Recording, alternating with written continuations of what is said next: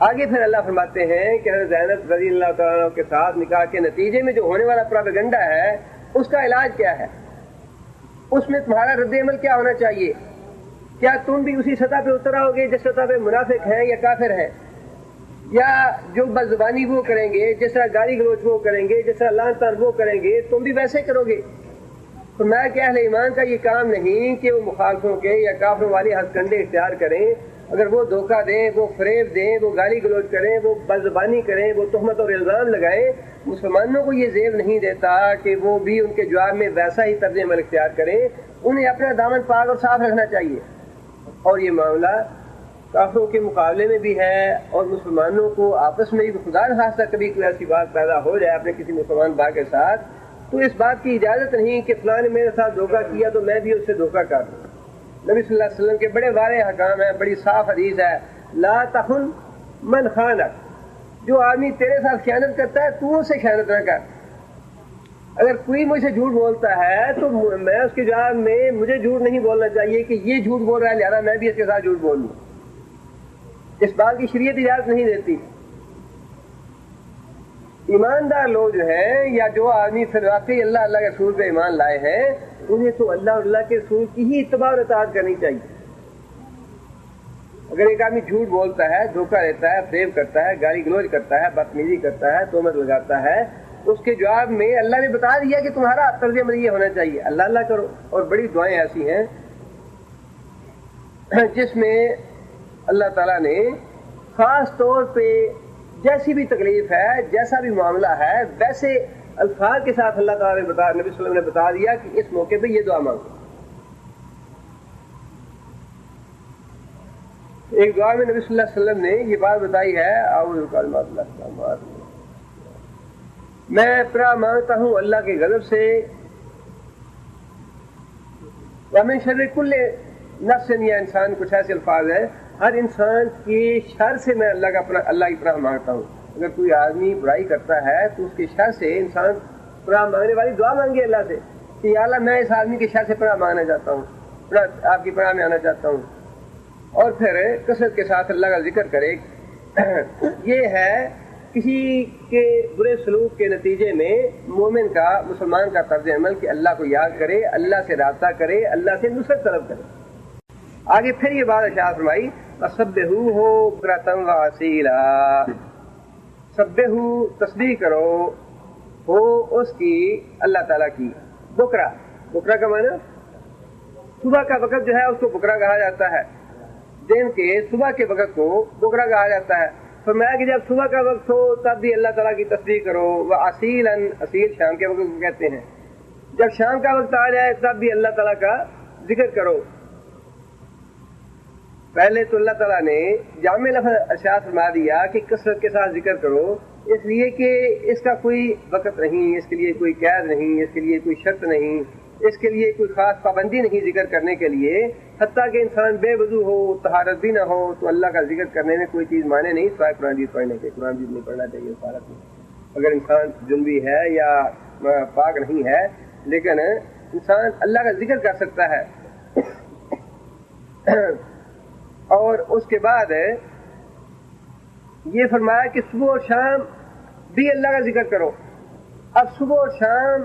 کا الگ ذکر کرنے سے مراد دو باتیں ہیں۔ ایک بات تو یہ ہے کہ عام محاورے میں جس طرح ہم یہ کہتے ہیں کہ بھئی اس کا تو صبح و شام کام ہی یہ ہے، کیا مطلب ہے اس کا؟ اس کا مطلب یہ ہے کہ یہ تو ہر وقت یہی کام کرتا رہتا ہے محاورے کے طور پہ۔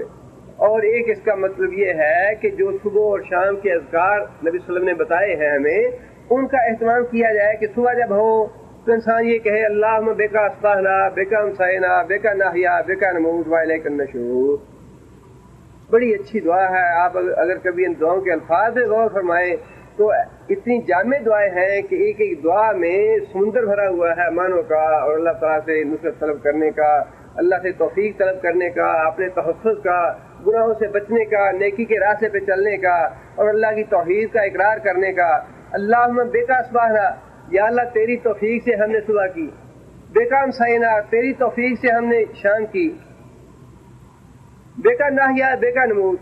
یا اللہ تیری توفیق سے ہم زندہ ہیں، اور بیکا نموت، اور تیری توفیق سے ہی مریں گے۔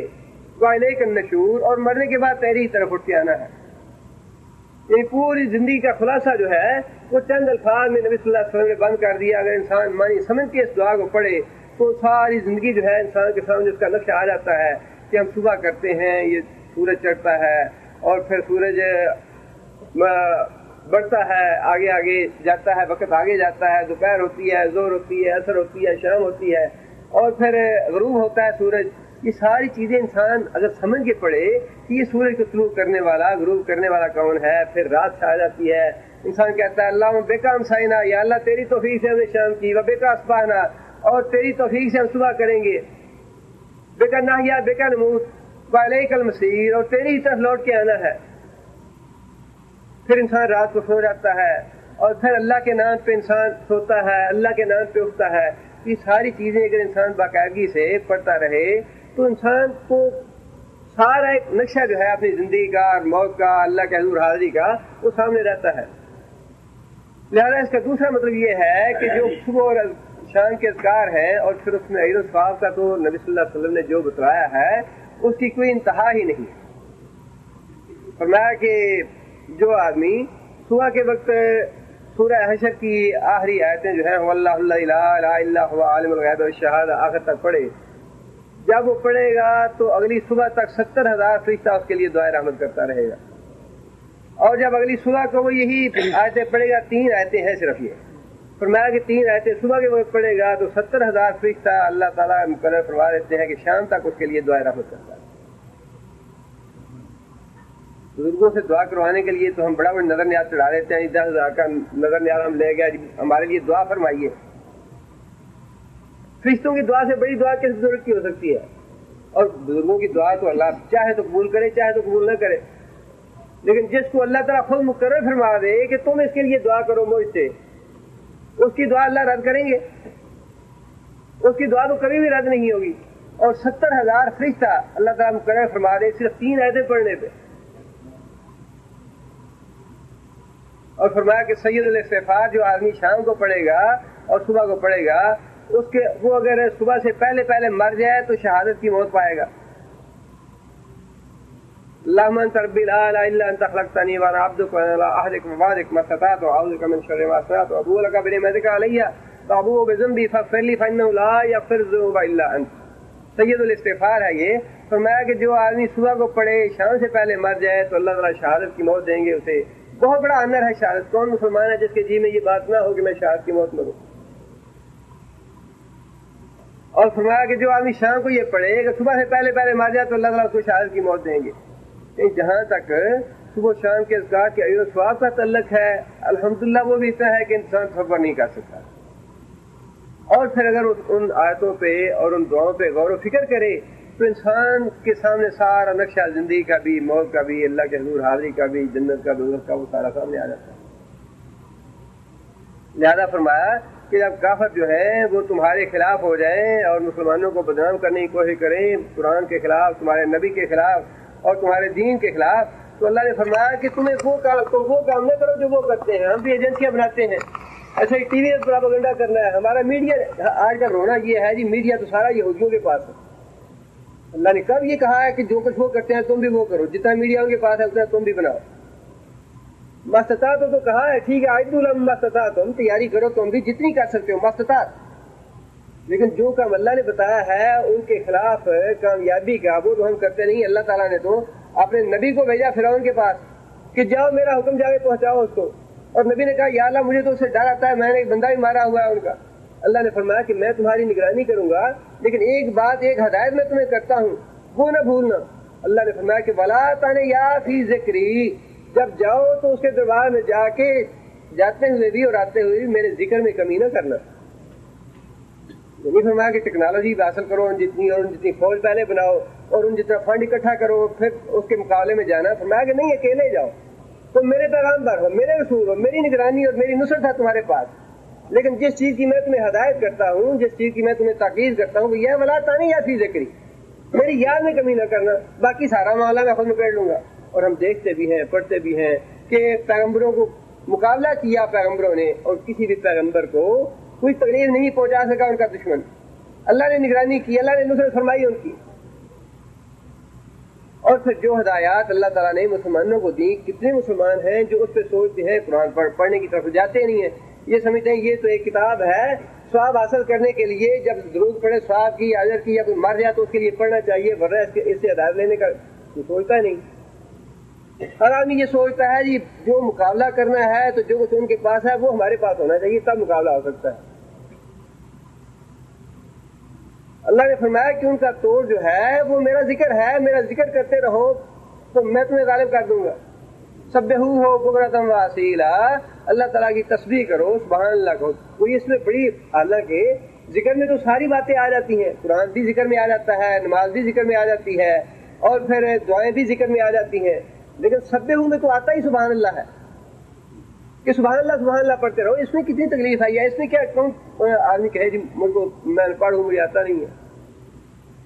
اور پھر ویسے بھی اپنی یہ صورتحال اگر نہ بھی ہو تو تب بھی ذکر کی بڑی فضیلت بتائی نبی صلی اللہ علیہ وسلم نے۔ نبی صلی اللہ علیہ وسلم سے پوچھا گیا کہ بلکہ نبی صلی اللہ علیہ وسلم نے خود بتایا کہ کیا میں تمہیں ایسا عمل نہ بتاؤں جو اللہ تعالیٰ کے ہاں بڑی فضیلت والا ہے اور اللہ تعالیٰ کو بڑا مقبول ہے اور تمہارے سونے اور چاندی کے صدقہ کرنے سے بھی اچھا ہے؟ صحابہ نے کیا ہاں یا رسول اللہ بتائیے۔ فرمایا ذکر اللہ تعالیٰ عز و جل، اللہ عز و جل کا ذکر کرنا جو ہے اللہ تعالیٰ کو بڑا ہی محبوب ہے اور تمہارے سونا چاندی خرچ کرنے سے بھی زیادہ اللہ کو پیارا ہے۔ اور ایک حدیث میں نبی صلی اللہ علیہ وسلم نے فرمایا کہ الذی ذکر ربہ والذی لا یذکر کمثل الحی والمیت، جو آدمی اللہ کا ذکر کرتا ہے اور اللہ کا ذکر نہیں کرتا، اللہ کے نزدیک اس کی مثال ایسی ہے جیسے ایک زندہ ہے دوسرا مردہ۔ جو اللہ کا ذکر نہیں کرتا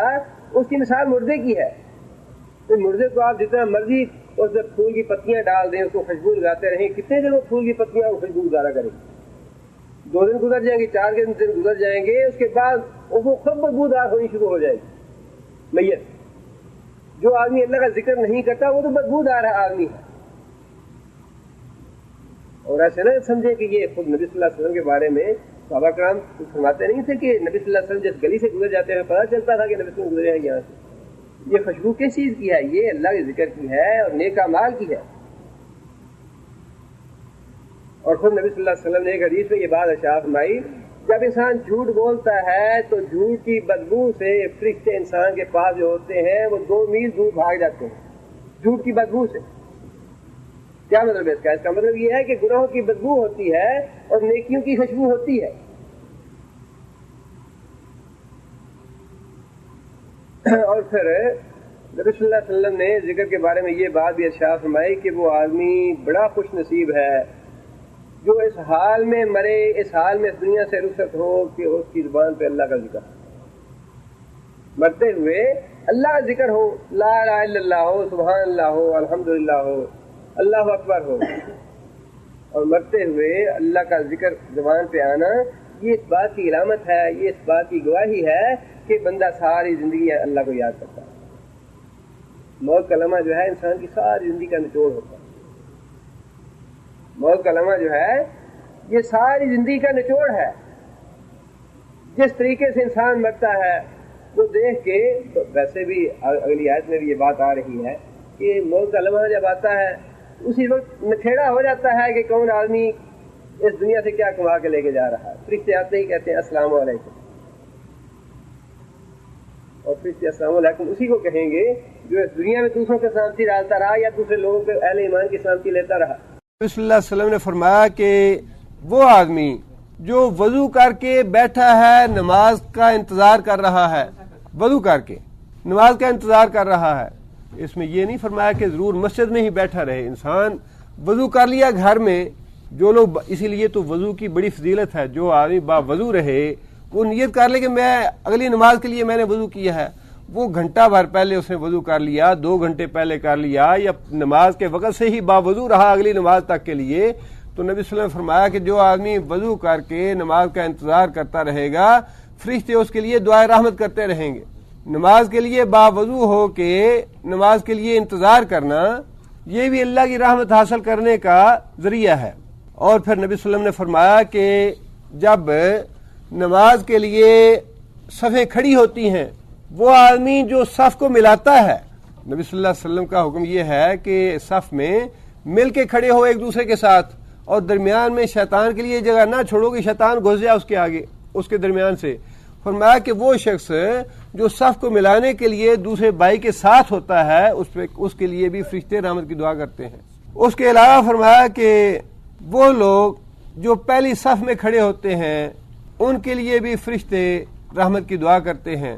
پھر یہ فرمایا کہ جو آدمی امام کی داہنی سمت کھڑے ہوتے ہیں ان کے لیے بھی اللہ کے فرشتے دعائے رحمت کرتے ہیں۔ پھر فرمایا کہ نبی صلی اللہ علیہ وسلم کی حدیث ہے، نبی صلی اللہ علیہ وسلم نے حضرت عبداللہ بن رواحہ کے بارے میں یہ بات ارشاد فرمائی کہ اللہ تعالیٰ عبداللہ بن رواحہ پہ رحمت فرمائے کہ جب بھی افضل وقت آتا ہے، اول وقت آتا ہے نماز کا، فوراً نماز ادا کرتا ہے۔ اول وقت میں نماز ادا کرنا اللہ کی رحمت کے حصول کا ذریعہ ہے۔ نماز کو لیٹ نہیں کرنا چاہیے، بلکہ صحابہ نے پوچھا، نبی صلی اللہ علیہ وسلم نے فرمایا کہ ایک وقت آئے گا جب تمہارے حکمران جو ہیں نماز کو تاخیر سے پڑھیں گے، اور یہ نبی صلی اللہ علیہ وسلم نے اس طرح بات ارشاد فرمائی کہ جس طرح بہت بڑا خیر اور برکت سے محرومی والی بات ہے کہ ایک وقت وہ آ جائے گا کہ خیر و برکت کی لوگ پرواہ نہیں کریں گے، نماز کو تاخیر سے پڑھیں گے۔ تو صحابہ نے عرض کیا، یا رسول اللہ ہمیں کیا کرنا چاہیے؟ نبی صلی اللہ علیہ وسلم نے فرمایا کہ تم اپنے اول وقت پہ نماز پڑھ لینا، اپنے اول وقت پہ نماز پڑھ لینا۔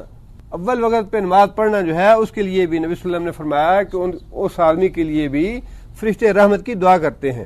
ایک اور حدیث میں نبی صلی اللہ علیہ وسلم نے یہ بات ارشاد فرمائی کہ اللہ تعالیٰ اس آدمی پہ رحم فرمائے، من سامع مقالتی، جس نے میری کوئی بات سنی،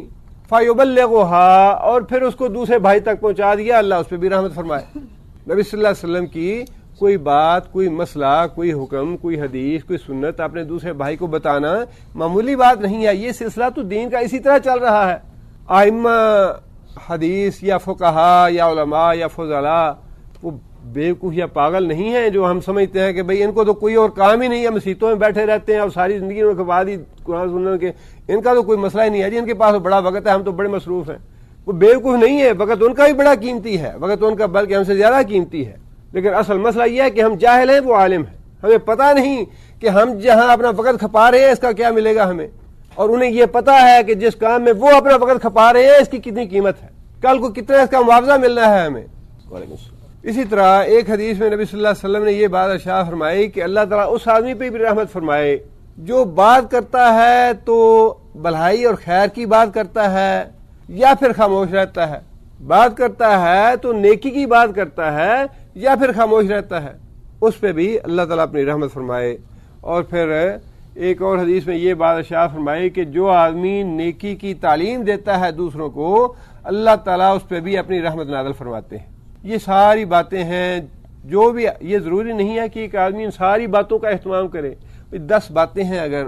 ان میں سے انسان ایک بات پہ ہی عمل کر لے، کسی ایک بات پہ عمل کرنا تو مشکل نہیں ہے۔ اب وضو تو کرنا ہی ہے نماز کے لیے، انسان 1 گھنٹہ پہلے کر کے نماز کا انتظار اپنے ذہن میں رکھے، اپنے دنیا کے کام کرتا رہے۔ صف ملانے میں انسان کو کیا دقت ہے؟ نماز تو پڑھنی ہے، صف میں کھڑے ہو کے اپنے بھائی کے ساتھ مل کے کھڑا ہو، حکم کی اطاعت بھی ہو جائے، اللہ کی رحمت بھی حاصل ہو جائے۔ نماز تو پڑھنی ہی ہے، انسان 5 منٹ 10 منٹ پہلے چلا جائے، پہلی صف میں کھڑا ہو جائے۔ نبی صلی اللہ علیہ وسلم نے فرمایا کہ اگر لوگوں کو پتہ چل جائے کہ اذان دینے کا اور پہلی صف میں کھڑا ہونے کا کتنا ثواب ہے تو لوگ اس کے لیے کرا ڈالیں، لڑائی جھگڑا کریں آپس میں کہ مجھے اذان دینے دو یا میں پہلی صف میں کھڑا ہونا چاہتا ہوں، اتنا اجر و ثواب ہے ان کا۔ تو انسان ساری باتوں پہ عمل نہ کر سکے، انسان کمزور ہے، انسان توجہ نہیں رکھ سکتا، کوتاہی ہو جاتی ہے، لیکن انسان کے اندر کچھ تڑپ تو ہونی چاہیے، کچھ جذبہ تو ہونا چاہیے کہ یا اللہ میں ایک بات کو میں تھام لیا، پکڑ لیا، اس پہ پکا ہو گیا، یا اللہ بس اپنی رحمت مجھے اسی کے صدقے عطا کر دے۔ لیکن کچھ تو انسان کے دامن میں ہونا چاہیے، بالکل ہی خالی دامن ہو اور انسان کہے جی اللہ بڑا غفور رحیم ہے، آپ پہ کرے گا۔ بھئی اللہ کتنا کرے گا؟ اللہ تو بڑا ہی غفور رحیم ہے، اللہ نے تو اپنے رحم کرنے کے لیے تو یہ باتیں بتائی ہیں، اپنا فضل کرنے کے لیے تو اللہ نے نبی بھیجا اپنا۔ اس کے بارے میں کیا فرمایا نبی صلی اللہ علیہ وسلم؟ ہاں جی، اچھا یہ بتا رہے ہیں کہ ان میں شامل ہے یہ بھی۔ اچھا یہ ڈاکٹر فضل اللہ صاحب کے حوالے سے بتا رہے ہیں مسئلہ کہ انہوں نے یہ مسئلہ بتایا ہے کہ جو آدمی، میں الحمدللہ جتنی بھی باتیں میں نے آپ کو بتائی ہیں وہ ساری میں نے حدیثیں دیکھ کے نقل کی ہیں جو آپ کو بتا رہا ہوں، یہ حدیث میرے نظر سے نہیں گزری۔ بتا رہے ہیں کہ انہوں نے یہ بات بتائی ہے کہ جو آدمی رات کو وضو کر کے سوئے اس کے لیے بھی فرشتے دعائے رحمت کرتے ہیں۔ هو الذی یصلی علیکم، تم اللہ کا کثرت کس سے ذکر کرو گے تو اللہ تم پہ رحمت فرمائے گا، وملائکتہ، اور اس کے فرشتے تمہارے لیے دعائے رحمت کریں گے، اور جو منافقوں کا یا مشرکین کا اور کافروں کا پروپیگنڈا ہوگا اس کا اللہ تعالیٰ توڑ کر دیں گے۔ لِیُخْرِجَکُم مِّنَ الظُّلُمَاتِ إِلَى النُّورِ، لِیُخْرِجَکُم، تاکہ یخرجکم، تم کو نکالے، من الظلمات، تاریکیوں سے، إِلَى النُّورِ، طرف نور کی۔ اب یہ ظلمات کا لفظ جو ہے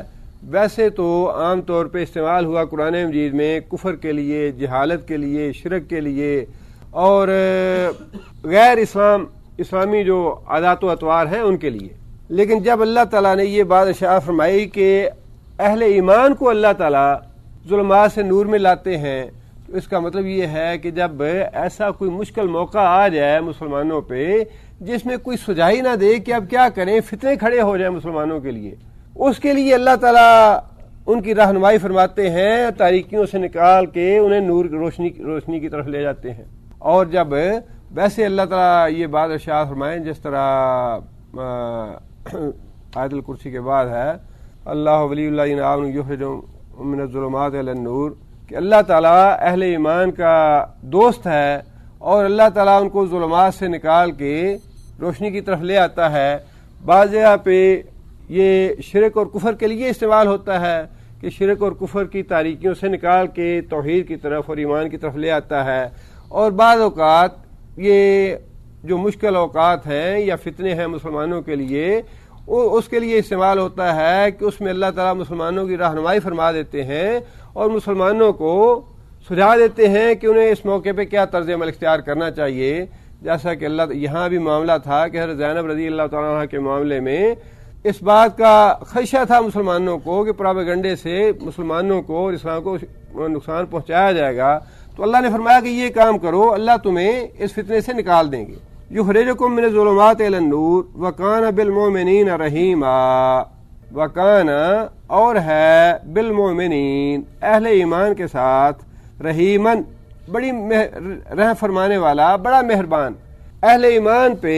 اللہ تعالیٰ بڑے مہربان ہیں، بڑا ہی رحم فرمانے والے ہیں، اور یہ ساری باتیں اللہ تعالیٰ کی رحمت کی ہیں کہ اللہ تعالیٰ کا نبی بھیج دینا، نبی کا مسلمانوں کو ہدایت کی طرف بلانا، اللہ تعالیٰ کا ایمان کی اور ہدایت کی توفیق دے دینا، اور پھر مشکل اوقات میں، فتنوں میں مسلمانوں کا فتنوں سے نکلنے کی راہ پیدا کر دینا، یہ ساری اللہ تعالیٰ کی رحمتیں ہیں۔ اس لیے فرمایا کہ اللہ تعالیٰ مومنوں پہ بڑا رحم فرمانے والے ہیں۔ ویسے تو اللہ تعالیٰ رحم فرمانے والے ہیں، سب پہ رحم فرمانے والے ہیں، کافروں پہ بھی اور اہل ایمان پہ بھی، لیکن اللہ تعالیٰ اہل ایمان پہ ایمان کے حوالے سے رحم فرمانے والے ہیں۔ جو رحم کافروں پہ ہے وہ تو ان کے لیے قیامت کے دن اور بھی زیادہ باعث عذاب بنے گا کہ جتنی میں نے رحمتیں کی ان کا حساب دو کہ ان رحمتوں کے نتیجے میں کیا شکر کیا تم نے میرا۔ آگے اللہ تعالیٰ فرماتے ہیں کہ تحیتہم یوم یلقونہ سلام، یہ بھی اللہ تعالیٰ کی مہربانیوں میں سے ایک مہربانی اور ایک رحمت کا تذکرہ فرمایا اللہ نے۔ تحیتہم، تحیہ کا معنی سلام، تحیہ کا معنی سلام، تحیتہم، ان کا سلام، یوم، اہل ایمان کا، یوم یلقون، اس روز، یلقون کون سا فعل ہے؟ مضارع ہے، جمع مذکر غائب کا صیغہ ہے، یلقون، ملاقات کریں گے، ہو، اس سے، کس سے؟ اللہ تعالیٰ سے۔ جس روز اہل ایمان اللہ تعالیٰ سے ملاقات کریں گے، تحیتہم، تو ان کو کس طریقے سے تحیہ کیا جائے گا، کس طریقے سے ان کا استقبال کیا جائے گا؟ سلام، السلام علیکم کہہ کے۔ اس کے بارے میں 3 مختلف معنی مفسرین نے لکھے ہیں۔ ایک تو یہی ہے کہ تحیتہم، ان کا استقبال یا ان کا تحیہ جس دن وہ اللہ سے ملیں گے وہ یہ ہوگا کہ اللہ تعالیٰ ان کو السلام علیکم کہیں گے۔ یہ جب فرشتے، اور ملاقات سے بھی 3 معنی لیے ہیں مفسرین نے۔ ملاقات سے ایک تو ملاقات سے مراد ہے موت کا دن، جس دن انسان کو موت آئے گی اس دن بھی ظاہر ہے انسان کہتا ہے جی اللہ کو اللہ سے پیارا ہو گیا یا اللہ سے ملاقات ہوئی، وہ بھی اللہ سے ملاقات کا دن ہے۔ اور دوسرا ہے قیامت کا دن، اس روز بھی اللہ سے آمنا سامنا ہونا ہے انسان کا حساب کتاب کے لیے۔ اور تیسری ملاقات جو ہے وہ عملاً ہے جو جنت میں اللہ تعالیٰ سے ہوگی مسلمانوں کی، اللہ تعالیٰ اپنی زیارت کرائیں گے مسلمانوں کو، وہ بھی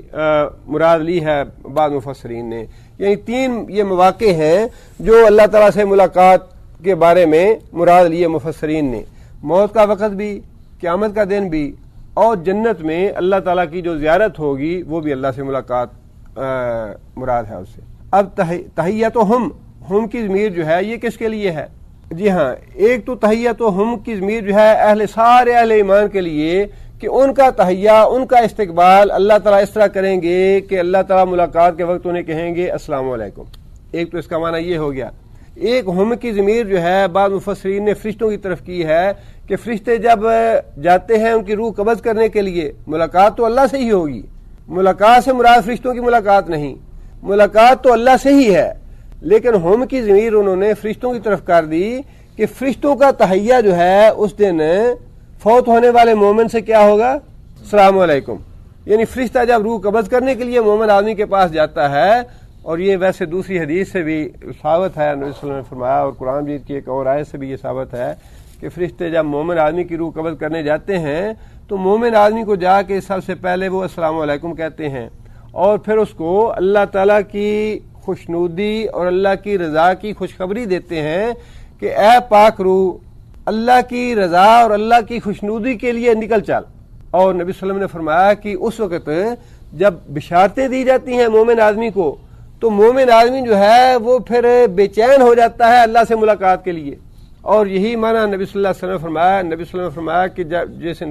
جو انسان اللہ سے ملاقات کرنا چاہتا ہے، اللہ سے ملاقات کا خواہش مند ہے، اللہ بھی اسے ملنا چاہتا ہے، تو حضرت عائشہ رضی اللہ تعالیٰ نے عرض کیا یا رسول اللہ، موت سے تو بڑا ڈر لگتا ہے، موت کو کون آدمی پسند کرتا ہے یا چاہتا ہے، اور اللہ سے ملاقات تو موت کے بعد ہی ہوگی۔ تو نبی صلی اللہ علیہ وسلم نے فرمایا کہ یہ مطلب نہیں ہے اس کا، بلکہ موت سے تو واقعی ڈر لگتا ہے، ہر آدمی کو ڈر لگتا ہے، لیکن وہ اس کے منافی نہیں،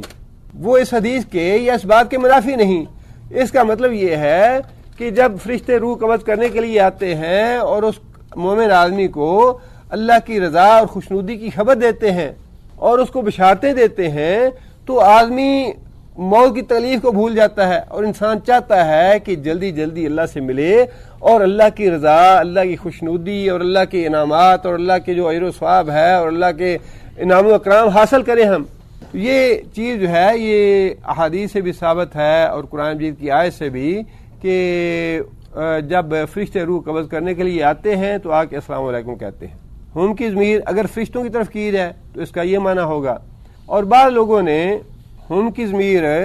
مسلمانوں کے آپس میں کیا ہے کہ تحیاتہم، جس دن وہ اللہ تعالیٰ سے ملاقات کریں گے قیامت کے روز یا پھر جنت میں زیارت کریں گے اللہ تعالیٰ کی، تو آپس میں ایک دوسرے کو السلام علیکم کہیں گے۔ تحیاتہم، ان کا تحیہ یوم یلقونہ، جس روز وہ اللہ سے ملاقات کریں گے، جنت میں اللہ کی زیارت ہوگی تو ایک دوسرے پہ سلامتی بھیجیں گے۔ سارے ہی معنی اس سے معنوں کی گنجائش موجود ہے اس میں، اور یلقون کا لفظ جو ہے اس میں بھی تینوں معنوں کی گنجائش موجود ہے۔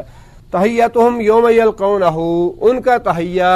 ان کا سلام جس روز وہ اللہ سے ملاقات کریں گے وہ ہوگا سلام، السلام علیکم کہنا۔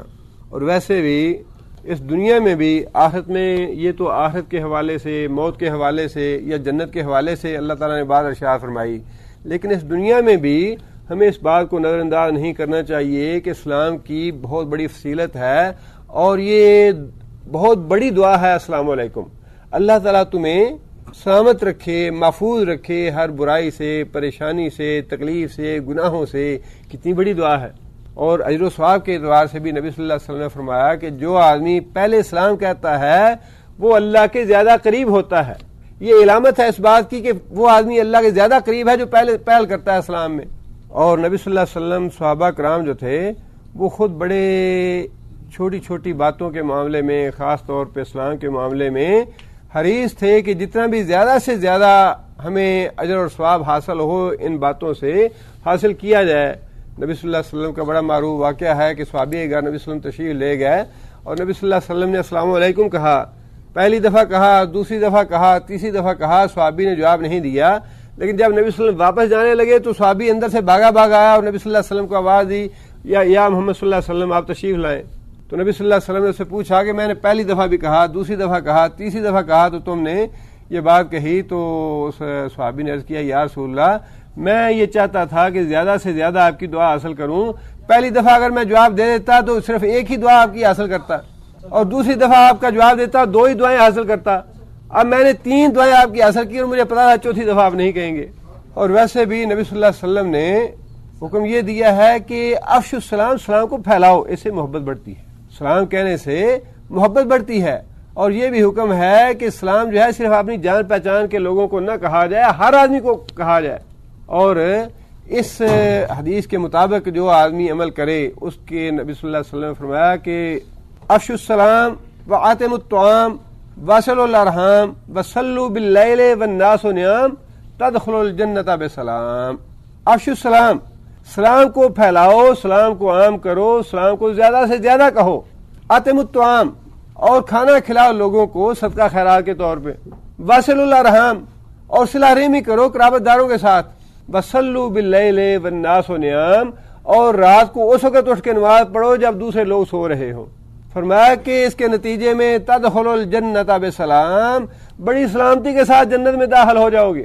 بڑے آرام کے ساتھ جنت میں چلے جاؤ گے۔ اور یہ بات تو نبی صلی اللہ علیہ وسلم نے قیامت کے فتنوں میں شمار کی کہ فرمایا قیامت کے فتنوں میں سے یہ فتنہ ہے کہ انسان اپنے واقف کاروں کو سلام کہے گا، ناواقف کو سلام نہیں کہے گا، مسلمان پاس سے گزر جائے گا لیکن اس کو سلام نہیں کہے گا۔ یہ قیامت کے فتنوں میں سے ایک فتنہ ہے، لہٰذا محض اپنے جاننے والے کو سلام نہیں کہنا چاہیے، سلام کو پھیلانے کا حکم ہے۔ افشوا السلام، زیادہ سے زیادہ سلام کہو سارے مسلمانوں کو، اور خاص طور پہ جہاں پہ جماعت ہو، مثلا مسجد میں آدمی گیا ہے یا کہیں 10 آدمی 15 آدمی 20 آدمی اکٹھے ہیں، وہاں تو ضرور سلام کہنا چاہیے۔ ایک سلام کے کہنے میں 20 یا 30 دفعہ دعائیں مل جائے تو کیا چاہیے۔ آگے فرمایا کہ وَأَعَدَّ لَهُمْ أَجْرًا كَرِيمًا، یہ دیکھیں یہ ساری ذکر کی فضیلتیں ہیں۔ ذکر کرو گے اللہ کا کثرت کے ساتھ تو پہلا اس کا فضیلت یہ ہے کہ اللہ تم پہ رحمت فرمائے گا، اور دوسری فضیلت اس کی یہ ہے کہ فرشتے تمہارے لیے دعائے رحمت کریں گے۔ تیسری فضیلت یہ ہے کہ اللہ تعالیٰ تمہیں ظلمات سے نکال کے نور کی طرف لے آئے گا، اور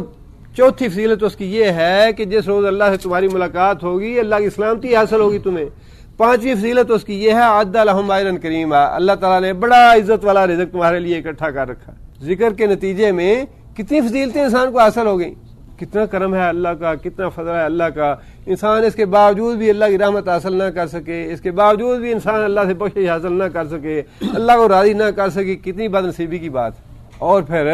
اجر کریم کے بارے میں، کریم کا مطلب کیا ہوتا ہے؟ عزت والا، اخ الکریم، سخی بھائی، عزت والا بھائی۔ فتح مکہ کے موقع پہ نبی صلی اللہ علیہ وسلم نے پوچھا کہ میرے بارے میں تم کا کیا خیال ہے، تو کافروں نے یہی کہا کہ آپ کریم بھائی ہیں اور کریم باپ کے کریم بیٹے ہیں۔ کریم کا معنی عزت والا۔ اللہ تعالیٰ نے فرمایا کہ عزت والا رزق تمہیں ملے گا۔ اس کے نتیجے میں عزت والے رزق سے مراد یہ ہے کہ قرآن مجید میں اللہ تعالیٰ نے یہ بات ارشاد فرمائی، فاکہۃ کثیرۃ لا مقطوع ولا ممنوع۔ اللہ تعالیٰ تمہیں جنت میں ایسا رزق عطا فرمائیں گے، لا مقطوع ولا ممنوع، نہ ہی اس کا سلسلہ قطع ہوگا۔ ہاں جی، سٹاک ختم ہو گیا ہے، سٹاک ختم نہیں ہوگا، جو چیز چاہیں گے جتنی چاہیں گے اسی وقت مہیا ہوگی۔ ولا ممنوع، فرمایا کہ کوئی ممانعت نہیں ہوگی کہ فلاں سے پہلے جا کے سائن کروا کے لاؤ تو پھر یہ ملنا ہے، اسٹور میں ہے یا نہیں ہے، دیکھیں حضرت صاحب پہلے۔ فرمایا ایسے نہیں، لا مقطوع ولا ممنوع، نہ ہی کوئی تمہیں روکنے والا ہوگا، نہ ہی اس کا سلسلہ قطع ہونے والا ہوگا کہ وہ ختم ہو جائے۔ اور پھر فرمایا کہ لا یمسہم نصب، کہ کوئی مشقت نہیں کرنی پڑے گی۔ یہ عزت کا رزق ہے، بڑی عزت کے ساتھ دیا جائے گا، جتنا چاہو گے ملے گا، اور بغیر کسی کی رکاوٹ کے ملے گا۔ کوئی فرشتہ یا کوئی نبی یا کوئی ولی یا کوئی آپ سے بڑا آ کے آپ کو روکنے والا نہیں ہوگا کہ تم یہ نہ حاصل کرو، یہ نہ لو، یہ لے لو، یا یہ نہیں ہے یہ کھا پی لو۔ فرمایا کہ لا مقطوع ولا ممنوع، اتنا عزت کا رزق اللہ نے تمہارے لیے تیار کر رکھا ہے کہ کوئی تمہیں روکنے ٹوکنے والا نہیں ہوگا، جتنا چاہو گے اتنا ملے گا۔ اور پھر فرمایا کہ ولا یمسہم نصب، تمہیں کوئی تکلیف نہیں کرنی پڑے گی، کوئی تھکاوٹ نہیں ہوگی، کوئی مشقت نہیں ہوگی۔ بیٹھے ہیں گھر میں یا جہاں بھی بیٹھے ہیں، جس چیز کی تمنا کرو گے، جس چیز کی خواہش کرو گے وہی ملے گی، اتنی ہی ملے گی۔ اور پھر فرمایا کہ ما ہم منہا بمخرجین، کہ وہ جو رزق اللہ تعالیٰ عطا فرمائیں گے ایسے نہیں ہے کہ ہاں بھی اب 60 سال کی عمر ہوگی، اب اس کے بعد ریٹائرمنٹ ہے تمہاری، اس سے زیادہ تمہاری عمر نہیں ہے کام کرنے کی۔ فرمایا نہیں، ابدالآباد تک ہے، جب تک انسان ہے وہ سٹاک اللہ ختم نہیں ہوگا، کوئی روکنے ٹوکنے والا نہیں ہوگا۔ فرمایا کہ فیہا ما تشتہیہ الانفس وتلظ الاعین، ہر وہ چیز جس کی انسان خواہش اور تمنا کرے گا، اور ہر وہ چیز جس سے انسان کی آنکھیں ٹھنڈی ہو جائیں۔ نبی صلی اللہ علیہ وسلم نے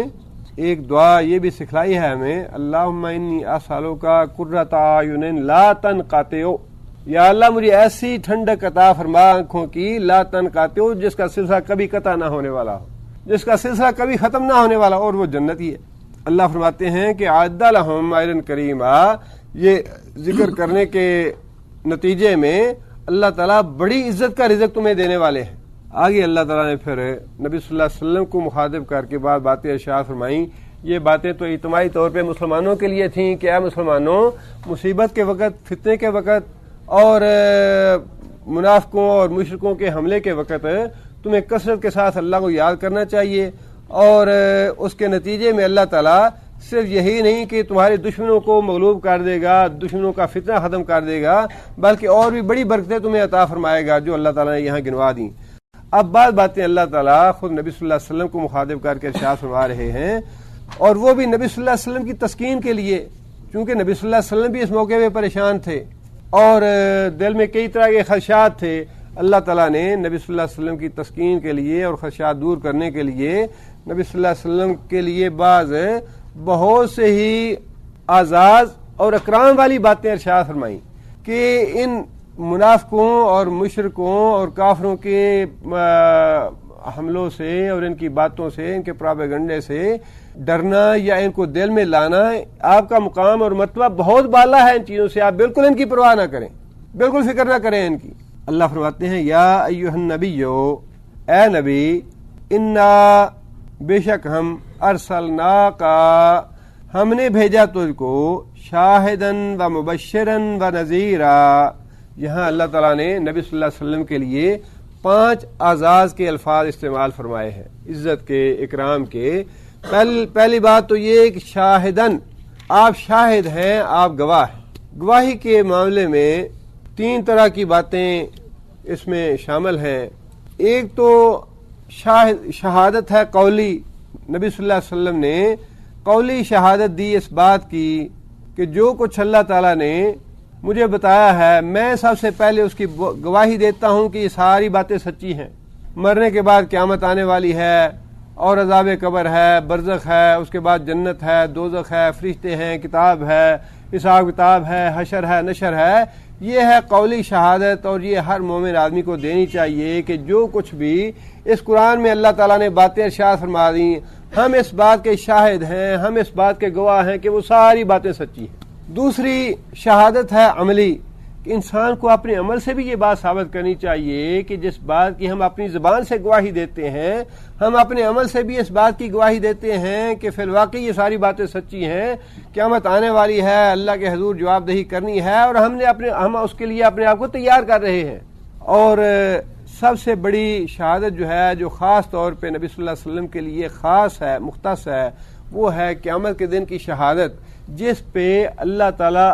ثواب یا عذاب دیں گے۔ اور یہ بہت بڑا اعزاز ہے، بہت بڑا اونچا مرتبہ ہے۔ نبی صلی اللہ علیہ وسلم نے جس کے بارے میں یہ گواہی دے دی کہ میں نے یا اللہ ان کو اپنا پیغام پہنچا دیا تھا، ان سے پھر اللہ تعالیٰ کو یہ پوچھنے کی ضرورت نہیں رہے گی کہ انہوں نے پہنچایا یا نہیں پہنچایا۔ قیامت کے اللہ تعالیٰ کی عدالت میں ویسے تو نبی صلی اللہ علیہ وسلم جو ہے ایک فریق کی حیثیت سے ہوں گے، ایک طرف کافر کھڑے ہوں گے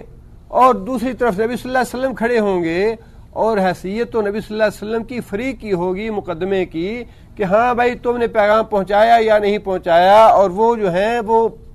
کہیں گے کہ ہم نے پیغام نہیں پہنچایا گیا۔ لیکن اللہ تعالیٰ نے نبی صلی اللہ علیہ وسلم کو فریق کے طور پہ نہیں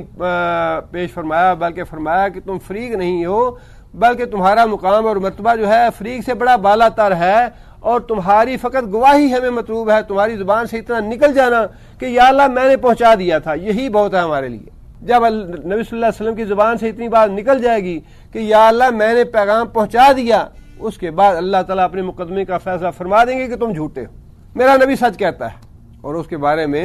قرآن مجید میں احادیث میں نبی صلی اللہ علیہ وسلم نے یہ بات واقعہ ارشاد فرمایا نوح علیہ السلام کے حوالے سے، اور باقی پیغمبروں کے حوالے سے بھی ایسے ہی ہوگا کہ نوح علیہ السلام کی قوم انکار کر دے گی کہ ہمیں اللہ کی توحید نہیں پہنچائی کسی نے۔ نوح علیہ السلام نے کہیں گے کہ یا اللہ میں نے پہنچائی ہے۔ دونوں فریق جو ہے آپس میں تنازع کریں گے تو اللہ تعالیٰ نوح علیہ السلام سے کہیں گے کہ تم اپنا کوئی گواہ لاؤ۔ تو نوح علیہ السلام کہیں گے کہ یا اللہ میری گواہ تو امت محمدیہ ہے، امت محمدیہ میری گواہی دے گی کہ میں نے واقعی توحید پہنچائی ہے۔ امت محمدیہ گواہی دے گی تو نوح علیہ السلام کی امت یہ کہے گی کہ تم تو ہمارے بہت بعد میں آئے، تم کیسے گواہی دیتے ہو؟ تمہاری گواہی تو قبول ہی نہیں ہونی چاہیے، اس لیے کہ تم تو موجود نہیں تھے اس وقت۔ امت محمدیہ یہ کہے گی کہ ہماری طرف محمد صلی اللہ علیہ وسلم اللہ کے پیغمبر آئے اور اللہ کی کتاب لے کے آئے، ہم نے وہ کتاب پڑھی جس سے ہمیں یہ پتہ چلا کہ نوح علیہ السلام نے توحید کی دعوت دی ہے، لہٰذا نبی صلی اللہ علیہ وسلم کے حوالے سے اور قرآن مجید پڑھنے کے بعد ہم اس بات کی گواہی دیتے ہیں کہ نوح علیہ السلام نے توحید کی دعوت پہنچائی، اور اس پہ اللہ تعالیٰ فیصلہ فرما دیں گے۔ لیکن امت محمدیہ کے بارے میں خود نبی صلی اللہ علیہ وسلم کی گواہی لی جائے گی کہ اے محمد صلی اللہ علیہ وسلم آپ اپنی امت کے بارے میں خود گواہی دیں کہ میں نے توحید کی دعوت اس امت تک پہنچائی ہے۔ اور نبی صلی اللہ علیہ وسلم کو اس گواہی کا اتنا فکر تھا کہ نبی صلی اللہ علیہ وسلم نے اس دنیا میں ہی گواہی لے لی صحابہ کرام سے۔ حجۃ الوداع کے موقع پہ نبی صلی اللہ علیہ وسلم نے صحابہ کرام سے پوچھا کہ حل بلغت حل ادعیت، کیا میں نے اللہ کا دین تم تک پہنچا دیا کہ نہیں پہنچایا؟ حل ادعیت، کیا میں نے اللہ کا دین پہنچانے کا حق ادا کیا یا نہیں کیا؟ صحابہ نے اس بات کی گواہی دی، ادعیتا یا رسول اللہ، بلغتا یا رسول اللہ، یا رسول اللہ آپ نے اللہ کا سارا دین پہنچا دیا، آپ نے حق دعوت اور حق تبلیغ پورے کا پورا ادا کر دیا۔ اس وقت نبی صلی اللہ علیہ وسلم نے آسمانوں کی طرف انگلی کھڑی کر کے 3 بار یہ بات ارشاد فرمائی، اللہم اشہد اللہم اشہد اللہم اشہد، یا اللہ تو گواہ رہنا کہ یہ بندے اس بات کی گواہی دے رہے ہیں کہ میں نے تیرا دین پہنچا دیا ہے۔ اور قیامت کے دن پھر یہی گواہی اللہ تعالیٰ لیں گے نبی صلی اللہ علیہ وسلم سے کہ اے محمد صلی اللہ علیہ وسلم بتاؤ تم نے دین پہنچایا کہ نہیں پہنچایا۔ اللہ تعالیٰ فرماتے ہیں کہ اے محمد صلی اللہ علیہ وسلم آپ کا ان باتوں سے غمزدہ ہونا، رنجیدہ ہونا، آپ یہ باتیں اپنے دل سے نکال دیجئے، ہم نے تو بڑا مقام اور مرتبہ دیا ہے، آپ کی زبان سے نکلی ہوئی ایک معمولی سی بات پہ ہم یہ ان کا فیصلہ کر دیں گے قیامت کے دن کہ ان کو عذاب دینا ہے یا چھوڑنا ہے ان کو۔ آپ تو شاہد ہیں ہمارے قیامت کے دن، گواہ ہیں ہمارے لیے۔ اور پھر آگے فرمایا وَمُبَشِّرًا، آپ نے ہم کو بشارت دینے والا بنا کے بھیجا ہے۔ مبشر ویسے تو خاص طور پہ آخرت کے لیے اور قیامت کے لیے ہے کہ نبی صلی اللہ علیہ وسلم بشارت دینے والے ہیں کہ جو لوگ اللہ پہ ایمان لائیں گے، نیک اعمال کریں گے، ان کے لیے قیامت کے دن اللہ تعالیٰ کے لیے بڑی انعامات اور بڑی کرامات اور بڑا اجر و ثواب ہے۔ لیکن نبی صلی اللہ علیہ وسلم اس دنیا میں بھی بہت سی مبشرات اہل ایمان کے لیے لے کے آئے ہیں، خیر و برکات کی، کہ یہ کام کرو گے تمہیں یہ خیر و برکت حاصل ہوگی، قرآن مجید کا ایک لفظ پڑھو گے تو ایک لفظ پہ اتنی نیکیاں ہوں گی، اس کی یہ برکات ہے، تمہاری لیے شفا ہے، رحمت ہے۔ یہ ساری باتیں دنیا میں بھی نبی صلی اللہ علیہ وسلم مبشر ہیں، مبشرات دی ہیں ہمیں کہ خیر و برکات کی زندگی تم کس طرح بسر کر سکتے، اور قیامت کے لیے بھی نبی صلی اللہ علیہ وسلم مبشر ہیں کہ اس دنیا میں اگر تم ایمان اور نیک اعمال لے کے جاؤ گے تو انشاءاللہ قیامت کے تم جنت میں داخل ہوگے، اللہ کے انعام و اکرام حاصل کرو گے۔ اور آگے فرمایا وَنَذِيرًا، اور خبردار کرنے والا ہم نے بنا کے بھیجا ہے تمہیں قیامت کے لیے بھی اور اس دنیا میں بھی، کہ جو آدمی اس دنیا میں اللہ کے رسول کی نافرمانی کرے گا وہ سکون کی زندگی بسر نہیں کرے گا۔ من اعرض عن ذکری فإن له معیشۃ ضنکا، جو آدمی اللہ کے رسول سے منہ موڑے گا، ان له معیشۃ ضنکا، اس کے لیے تکلیف دہ زندگی ہے اس دنیا میں بھی۔ وَنَحْشُرُهُ يَوْمَ الْقِيَامَةِ أَعْمَىٰ، قیامت کے دن ہم اسے اندھا کر کے اٹھائیں گے۔ قیامت کا معاملہ تو بعد کا ہے، اس دنیا میں بھی نبی صلی اللہ علیہ وسلم نذیر ہیں، متنبع کر دیا کہ جو آدمی اللہ کے رسول کی نافرمانی میں زندگی بسر کرے گا اسے سکون حاصل نہیں ہوگا۔ سکون اللہ کے رسول کی اطاعت میں، اللہ کے رسول کی فرما برداری میں، اللہ اور اللہ کے رسول کو راضی رکھنے میں ہے۔ جتنے مرضی ڈالر کما لیں، جتنے مرضی ریال کما لیں، جو اللہ کی طرف سے مصیبت آئی ہے، تکلیف آئی ہے، لاکھوں ڈالر کروڑوں ڈالر بھی اس کا معاوضہ نہیں ہو سکتا، اس کا علاج نہیں کر سکتے۔ اور قیامت کے دن بھی فرمایا کہ نذیر ہے نبی صلی اللہ علیہ وسلم، فرما دیا کہ جو آدمی میرا انکار کرے گا، میری شریعت پہ ایمان نہیں لائے گا، خواہ وہ پہلے نبیوں پہ ایمان لایا ہی کیوں نہ ہو، لیکن اگر میری دعوت پہ اور میری شریعت پہ ایمان نہیں لایا تو جہنم میں جائے گا۔ آگے فرمایا کہ وَدَاعِيًا إِلَى اللَّهِ بِإِذْنِهِ، اور آپ دائی ہیں اس دین کے، اس شریعت کے، میری توحید کی طرف دعوت دینے والے، اللہ طرف اللہ کی. دو باتیں بڑی اہم ہیں اس میں. ایک تو ہے کہ اللہ نے فرما دیا کہ دعوت جو ہے اپنی بزرگی کی، اپنی بڑائی کی، اپنی فضیلت کی دعوت کا تمہیں حکم نہیں ہے. اپنے ہاتھ پاؤں نہیں چمانے، اپنے ڈیرے پہ یا اپنے گھر میں نظریں نیازیں نہیں اکٹھی کرنے کے لیے تمہیں میں نے بھیجا. اللہ کے آگے جھکو، میں خود اللہ کے آگے جھکنے والا ہوں، میں تم سب سے زیادہ اللہ سے ڈرنے والا ہوں، میں تم سب سے زیادہ اللہ کی بندگی اور اللہ کی عبادت کرنے والا ہوں. نبی صلی اللہ علیہ وسلم نے اس لیے یہ بات ارشاد فرمائی کہ نبی صلی اللہ علیہ وسلم کے راتوں کھڑے ہو گئے پاؤں جو ہیں وہ برم آ جاتا ہے ان پہ، زخمی ہو جاتے پاؤں، اور فرماتے کہ میں اللہ سے، جتنا بھی انسان اللہ کی معرفت زیادہ حاصل ہوگی اتنا انسان اللہ سے زیادہ ڈرے گا. اللہ کی معرفت جتنی زیادہ حاصل ہوگی اتنا اللہ سے زیادہ ڈرنے والا ہوگا آدمی. اور سب سے زیادہ معرفت اللہ تعالیٰ کی نبی صلی اللہ علیہ وسلم کو حاصل تھی، اس لیے نبی صلی اللہ علیہ وسلم سب سے زیادہ اللہ سے ڈرنے والے تھے. فرمایا کہ داعیان اللہ کی طرف بلانا ہے، اپنی پارٹی کی طرف، اپنی جماعت کی طرف، یا اپنا پیٹ بھرنے کے لیے یا اپنی دکان چمکانے کے لیے نہیں بھیجا ہم نے نبی کو. جو آدمی اپنی دکان چمکانے کے لیے، اپنے نام بنانے کے لیے، اپنی بڑائی کے لیے، لوگوں کے ووٹ حاصل کرنے کے لیے، لوگوں کی نظریں نیازیں حاصل کرنے کے لیے کام کرتا ہے نیکی کا، وہ اللہ کے لیے نہیں کر رہا، وہ اپنی ذات کے لیے کر رہا ہے. جو کام کرنا ہے اللہ کو راضی کرنے کے لیے کرو، ورنہ نہ کرو، اس کا کوئی فائدہ نہیں ہے. قیامت کے انکاری بھی جہنم میں چلا جائے گا جس نے دنیا کو سنانے کے لیے کیا، اور وہ صحیح بھی جہنم میں چلا جائے گا جس نے دنیا کو دکھانے کے لیے خرچ کیا، اور وہ شہید بھی جہنم میں چلا جائے گا جس نے دنیا میں اپنا نام بنانے کے لیے کیا کہ وہاں فلاں جرنیل صاحب بڑا لڑائی کرتے تھے. جو کام بھی کرنا ہے چھوٹے سے چھوٹا کرو. فرمایا کہ وہ آدمی قیامت کے میرے عرش کے سائے تلے ہوگا جس نے صدقہ اس طرح کیا کہ دائیں ہاتھ نے صدقہ کیا تو بائیں ہاتھ کو پتہ نہیں کیا صدقہ کیا. اس طرح کرو جو عمل کرنا ہے جس سے اللہ راضی ہو جائے. وہ چھوٹے سے چھوٹا عمل جس سے اللہ راضی ہو جائے. وہ ایک سجدہ جو رات کی تاریکی میں انسان کرے اور 2 آنسو انسان کی آنکھوں سے گر جائیں، وہ صدقہ ان لمبی نمازوں سے بڑا کہیں زیادہ قیمتی اور افضل ہے جو انسان دن کے وقت دن کی روشنی میں لوگوں کے سامنے پڑتا ہے. فرمایا کہ داعیان اللہ، دائی ہیں آپ اللہ کی طرف بلانے والے، اپنی ذات کے لیے نہیں یا اپنی طرف نہیں. اس کے نتیجے میں فضیلت بھی حاصل ہو جائے گی، برکت بھی حاصل ہو جائے گی، مقام بھی حاصل ہو جائے گا، مرتبہ بھی حاصل ہو جائے گا، دنیا میں عزت بھی مل جائے گی. لیکن جو آدمی اپنی ذات کو رکھے گا آگے، اللہ اس کو ذلیل و رسوا کر دیں گے. دوسری بات یہ فرمائی بِإِذْنِهِ، اللہ کے اذن سے آپ دعوت دینے والے ہیں، اپنی مرضی سے دعوت دینے والے نہیں. اللہ کا اذن جب لفظ آ گیا ساتھ تو اس کا مطلب یہ ہے کہ نبی صلی اللہ علیہ وسلم کی اس دعوت کے پیچھے اللہ کی اتھارٹی موجود ہے. اللہ نے اتھارٹی دی نبی صلی اللہ علیہ وسلم کو کہ ہاں آپ یہ بات کہیں. اب اس کی حیثیت محض نصیحت کی نہیں رہ گئی، اس کی حیثیت قانون کی بن گئی کہ اگر یہ کرو گے تو اللہ راضی ہوں گے، اللہ انعام اکرام دے گے، نہیں کرو گے تو اللہ کا کوڑا برسے گا تم پہ، اللہ کی گرفت آئے گی تم پہ. یہ بالکل ایسی ہی بات ہے. میرے جیسا آدمی یا آپ آدمی بیٹھ کے کتنا بھی لوگوں کو کہتا رہے نماز پڑھو، یہ کرو وہ کرو، ٹھیک ہے اچھی بات ہے، لیکن اس کے ساتھ کوئی اتھارٹی نہیں. لیکن امر بالمعروف اور نہی عن المنکر کا جب متوع آئے گا، ساتھ پولیس کا آدمی بیٹھا ہوگا، تو وہ جب کہے گا کہ نماز پڑھو، اگر کوئی کہے میں تو نہیں جا سکتا یا نہیں جا رہا، پکڑ کے گاڑی میں بٹھا لے گا، اچھا نہیں جاتے چلو آؤ تھانے میں، جیل میں چلو. باذن ہی سے مراد یہی اتھارٹی ہے کہ آپ محمد صلی اللہ علیہ وسلم آپ کے ساتھ زور اور قوت ہے، ہمارے آپ کے ساتھ ہماری نصرت اور تائید ہے.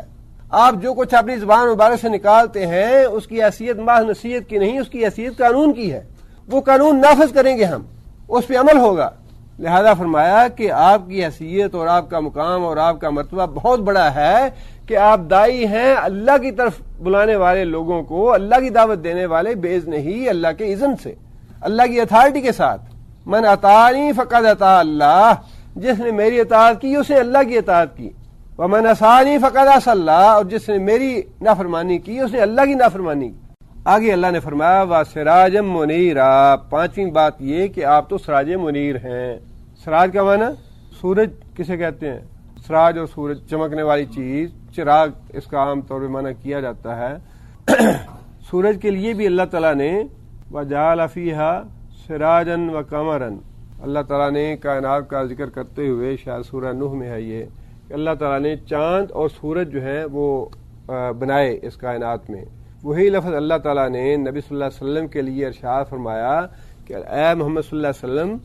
آپ سراج ہیں، سورج ہیں اہل ایمان کا، یا نور کا سورج ہیں، ایمان کا سورج ہیں آپ. سورج چڑھنے کے بعد اگر کوئی آدمی روشنائی کرے، لائٹ جلائے، تو اس سے زیادہ بڑا احمق کوئی نہیں ہے. نبی صلی اللہ علیہ وسلم ایسا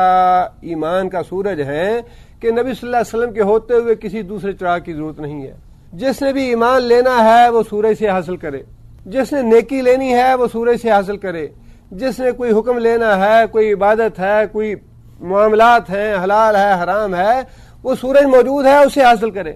منیرن کا مطلب ہی یہ ہے کہ دوسروں کو روشنی دینے والا. منیر کہتے ہیں دوسروں کو روشنی، خود روشن نہیں، خود تو روشن ہے ہی ہے سورج. فرمایا کہ سراجم منیرا، آپ وہ چراغ ہیں جو دوسروں کو روشنی دینے والا ہے، دوسروں کو ایمان دینے والے ہیں، آپ دوسروں تک شریعت پہنچانے والے ہیں، دوسروں تک توحید پہنچانے والے ہیں، دوسروں تک ہمارے احکام پہنچانے والے ہیں. اور آپ کی حیثیت جو ہے وہ سورج کی طرح ہے. جس طرح کائنات میں صرف ایک ہی سورج ہے اور جتنے بھی چاند ہیں، ستارے ہیں، سیارے ہیں، کہکشاں ہے، جو کچھ بھی ہے وہ ساری کی ساری اسی سورج سے روشنی حاصل کرتی ہیں. اسی طرح آپ کے آنے کے بعد جس نے بھی روشنی حاصل کرنی ہے ایمان کی،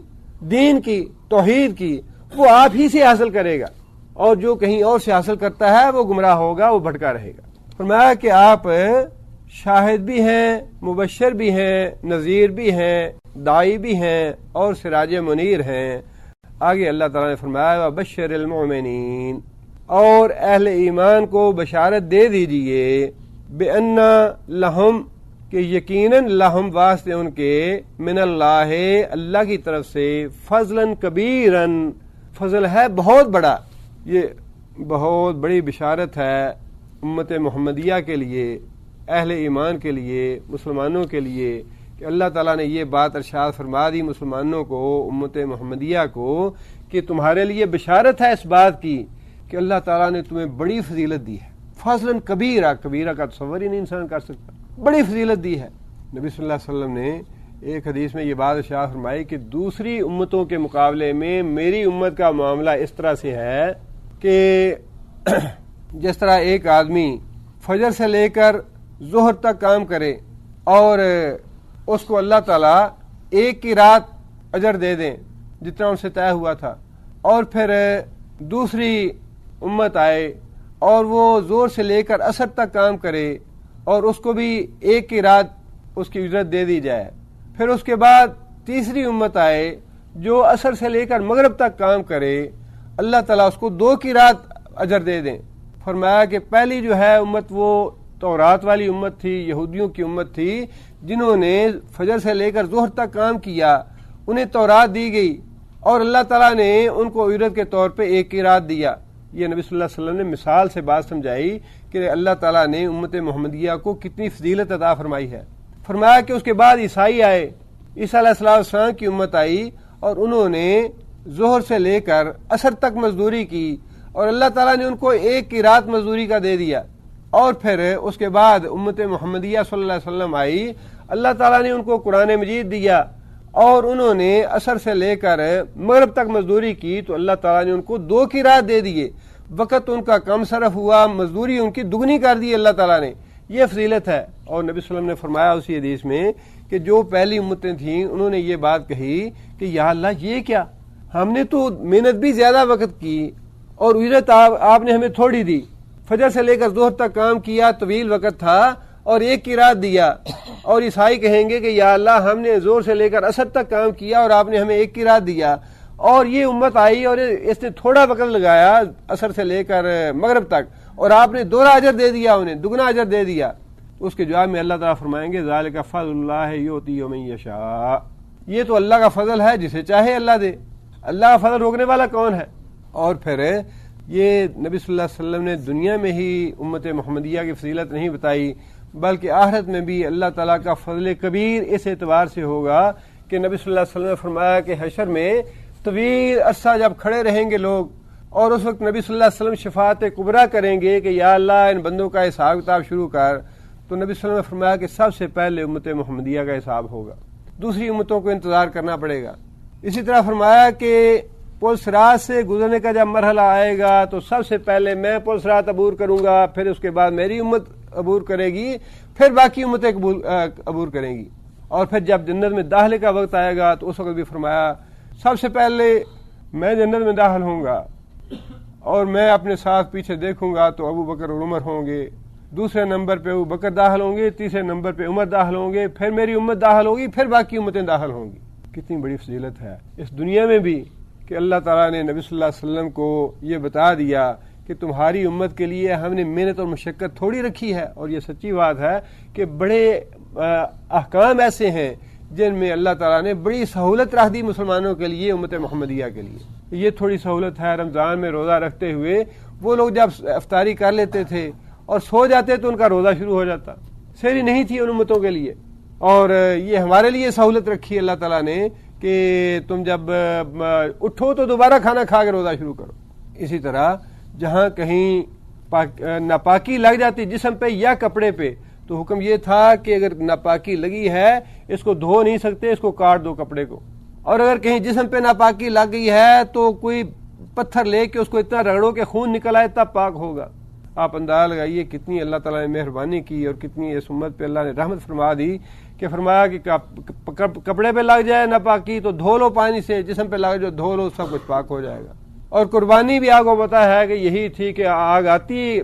آسمانوں سے، جس کی قبول ہوتی اس کو آگ کھا جاتی، جس کی قبول نہ ہوتی پڑی رہ جاتی، اور اسی دنیا میں انسان ذلیل و رسوا ہو جاتے، پتہ چل جاتا ہے کون اللہ کے ہاں مقبول ہے کون غیر مقبول ہے۔ اللہ تعالیٰ نے امت محمدیہ ساری کی ساری امت پہ پردہ ڈال دیا، مجھ جیسے گناہ گار بھی انہی میں شامل ہیں، اور جو متقی اور پرہیزگار ہیں اللہ تعالیٰ جن پہ پردہ ڈالا ہے پردہ ڈالے ہی رکھے، ورنہ ہمارے اعمال کیا ہے؟ اللہ تعالیٰ اگر اسی دنیا میں ہمیں بھی اسی طرح پردہ ہمارا اٹھا لیتے تو پتہ نہیں ہم میں سے کتنے لوگ جو ہیں وہ ذلیل و رسوا ہو جاتے۔ یہ بڑا اللہ کا فضل ہے۔ اللہ تعالیٰ نے فرمایا کہ بشارت دے دو اہل ایمان کو، مسلمانوں کو بشارت دے دو اس بات کی کہ میں نے اس امت پہ بڑا فضل کیا ہے۔ امت کو پتہ ہی نہیں ہے کہ اللہ نے ہمیں کیا کچھ عنایات دی ہیں، کتنا اللہ نے کرم کیا ہے۔ اللہ تعالیٰ کی فضل اور اللہ کی رحمت تو اتنی ہے کہ ہر رات کو نبی صلی اللہ علیہ وسلم نے فرمایا کہ اللہ تعالیٰ اپنا دامن پھیلاتے ہیں، اور اللہ تعالیٰ یہ بات ارشاد فرماتے ہیں کہ کون ہے جو مجھ سے رحمت کا طلبگار ہو میں اس کو رحمت دوں، کون ہے جو بیمار ہو میں اس کی بیماری دور کروں، کون ہے جو گناہ گار ہو اپنے گناہوں کی استغفار کرے میں اس کے گناہ معاف کر دوں، کون ہے جو اولاد سے محروم ہے اولاد مانگے میں اس کو اولاد دے دوں۔ اور امت جو ہے وہ وہی وقت ہے، ہاں جی رات اتنی دیر تک جاگتے رہے، صبح سوئے تو جاگ ہی نہیں ہے، کیا وہی وقت ہوتا ہے جب ہم گہری نیند سو رہے ہوتے ہیں، ہمارا مالک اور ہمارا آقا جو ہے وہ پکار رہا ہوتا ہے، خود پوچھ رہا ہوتا ہے کہ بھائی کوئی ہے مصیبت زدہ آدمی، یا تمہاری کوئی تکلیف ہے، تمہارا کوئی دکھ ہے تو بتاؤ مجھے۔ دروازے پہ دستک ہو رہی ہوتی ہے اور ہم بڑے آرام کی اور گہری نیند سو رہے ہوتے ہیں۔ کیسی عجیب امت، رات ٹی وی دیکھتے رہے، تاش کھیلتے رہے، فلمیں سنتے رہے، گانے سنتے رہے، جی گپ شپ ہو رہی تھی، وقت بڑا گزر گیا، مہمان آئے ہوئے تھے، دوست آئے ہوئے تھے، وقت پتہ ہی نہیں چلا، صبح کی نیند نماز ضائع ہوگی۔ اور اللہ تعالیٰ نے قرآن مجید میں یہ بات ارشاد فرمائی نبی صلی اللہ علیہ وسلم کی زبان مبارک سے، بشر المومنین، کہ اے محمد صلی اللہ علیہ وسلم بشارت دے دو۔ اللہ تعالیٰ تو ہمیں بشارتیں دے رہے ہیں، اور ہم اس طرح غافل ہیں ان بشارتوں سے بھی، اللہ سے اور اللہ کے رسول سے بھی۔ اے محمد صلی اللہ علیہ وسلم بشارت دے دو اہل ایمان کو، بِأَنَّ لَهُمْ کے واسطے ان کے، من اللہ اللہ کی طرف سے، فضلا کبیرا بڑا فضل ہے تمہارے اوپر۔ اللہ تعالیٰ اس فضل سے ہمیں مستفید ہونے کی توفیق عطا فرمائے۔